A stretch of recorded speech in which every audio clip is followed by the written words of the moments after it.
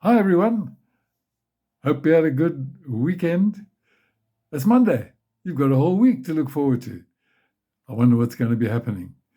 I pray that it'll be a good one for you.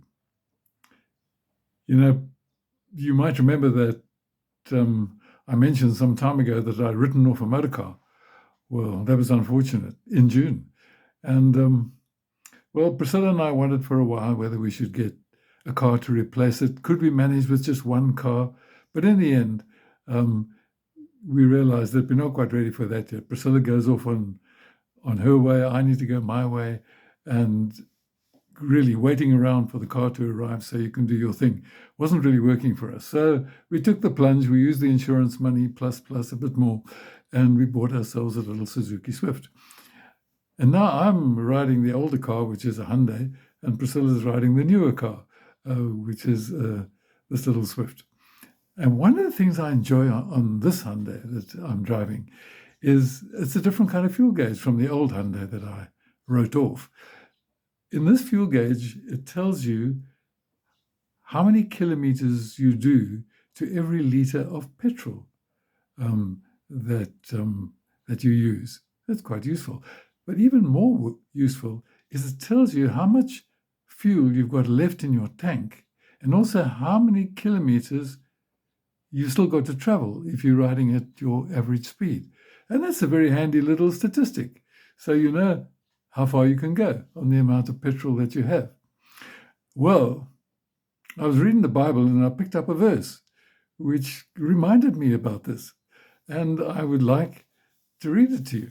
It's from Psalm 39 and verse 4.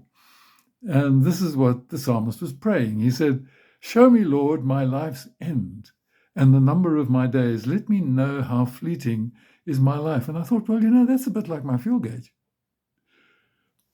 My life has got a certain length. I don't know how long it is, but it has a certain length. It has a beginning, it has a middle, and it has an end.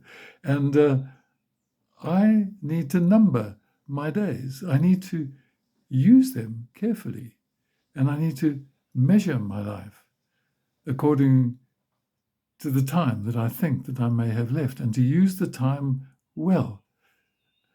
Well, there's a verse in the Bible also in Psalm 90 that says, "The length of our days is 70 years, or 80 if we have strength." Many people live beyond 80 these days. So there is a kind of a time limit on it, which is also something one has to take into account. But I love the verse in Psalm 92 that says, "They will still bear fruit in old age." So you can be an old bully and you can still be producing good fruit. The bottom line is, use the time well. So how do we do that? And I just want to think for a moment about a few things today that I find helps me. The first is that I need to invite the Lord. Yes, I need to invite him to be my Lord and my Savior and my friend. But then every day I need to invite him to be my shepherd.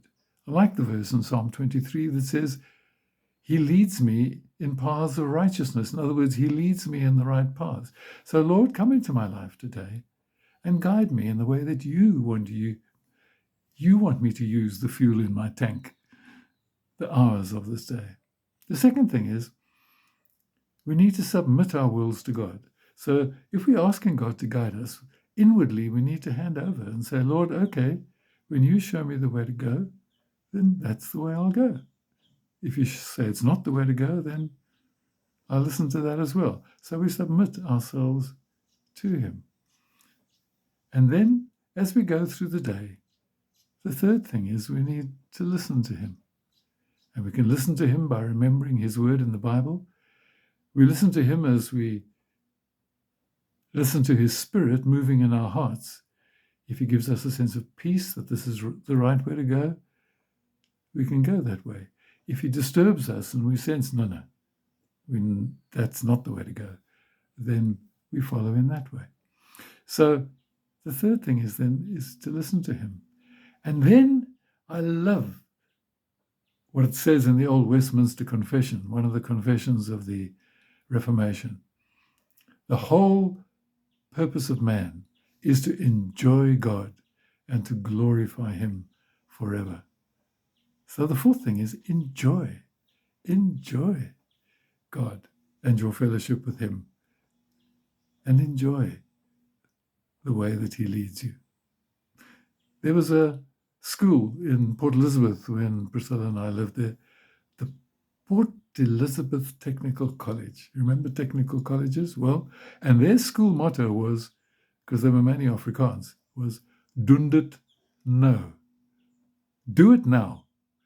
And so if God leads you during the course of the day to do something, do it. Doen dit nou. So as you go into this part of the fuel tank of your life, going into today and this coming week, invite the Lord to be your guide. Submit your will to him. Listen to him. And then enjoy God. Follow him faithfully. May God be with you. And may you use your fuel economically and wisely. God bless. Look after yourselves. Do all the good things you know you've got to do. And we'll see you soon.